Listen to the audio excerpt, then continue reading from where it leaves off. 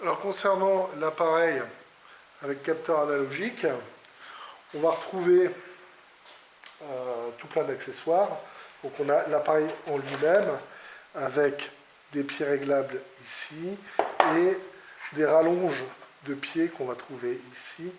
Il suffira juste de dévisser les pieds ajustables, qu'on revisse dessus et qu'on reviendra visser dessus sur la tige principale. Et puis on va pouvoir affiner le réglage avec cette molette ou en serrant, en revissant un petit peu plus ou en dévissant un peu plus le pied. Alors ça c'est bien pour s'adapter quand on a des chevilles qui dépassent beaucoup de la surface du support, alors, notamment quand on a des chevilles pour ITE. Donc on va utiliser aussi ce porte-outil qui va pouvoir prendre la tête des chevilles pour ITE, pardon. Et comme ça on pourra aussi, sans pour autant abîmer la tête, il suffira juste de dévisser cette partie-là. Par exemple, si on veut tirer sur des chevilles standards, et utiliser ce porte-outil qui viendra se visser à la place. Et puis, à l'instar d'un Hydrajose, d'un Dynatest, on a toute une série de porte-outils qui viennent se clipper ou sous les têtes de cheville pour pouvoir prendre avec cet outil-là. Voilà. Là, une version taraudée. On va visser sur la cheville, sur la tige filetée, et on va venir prendre ici. Donc, les appareils de type Hydrajose étant des appareils assez fragiles, on ne conseillera pas de tirer sur des scellements chimiques ou des goujons. Plutôt sur des chevilles métalloplastiques, SXR, du Expand, toutes les chevilles plastiques, SSX, du Power, etc. Et sur les chevilles pour isolation thermique par extérieur. Donc là, on a plusieurs types d'accessoires. Par exemple, pour une cheville femelle, type une petite EA2 de 8 ou de 6, on pourra faire un essai là-dessus aussi, par contre. Alors, pour connecter le capteur de manomètre sur l'appareil, rien de plus simple.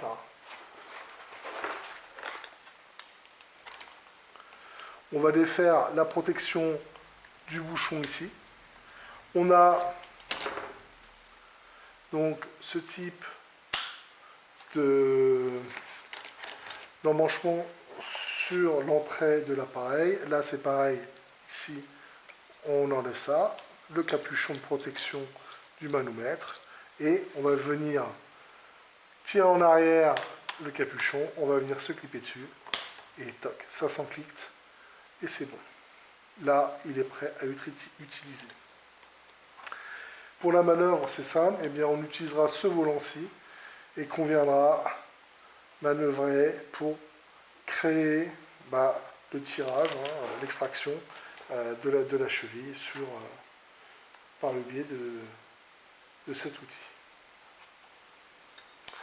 Alors, concernant l'appareil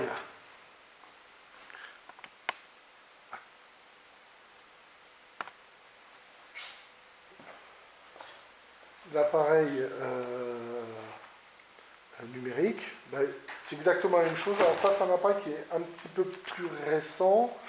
Les pieds ne se règlent pas tout à fait de la même façon, puisqu'il faudra ici enlever une goupille et on pourra venir régler la hauteur qu'on a besoin. Alors, il y a un peu moins précis en termes de réglage, donc je vais bien remettre, je ne suis pas en face.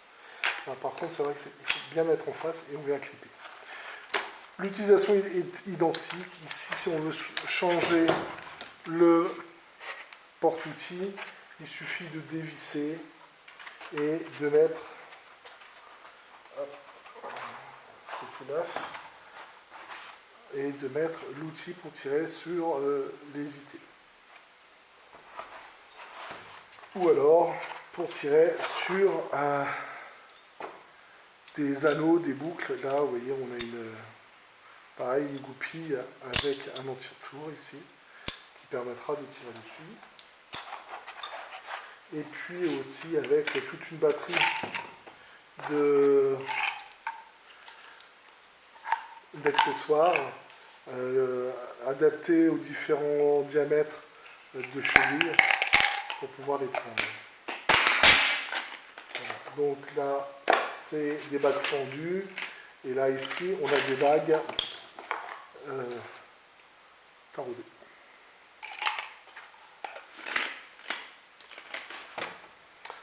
On va retrouver aussi quelques outils pour l'entretien de l'appareil.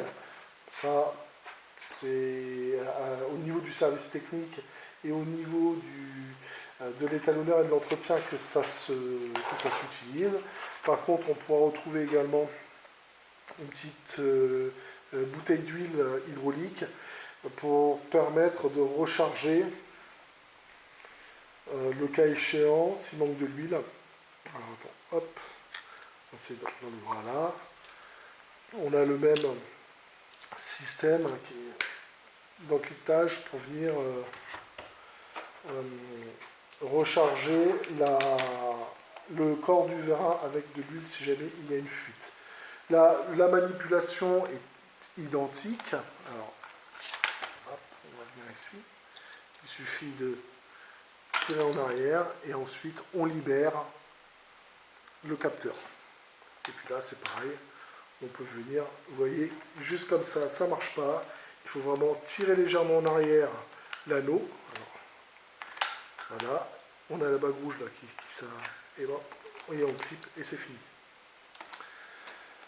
Alors, pour l'utilisation du capteur, hop, on a le bouton on-off qui va se mettre en route.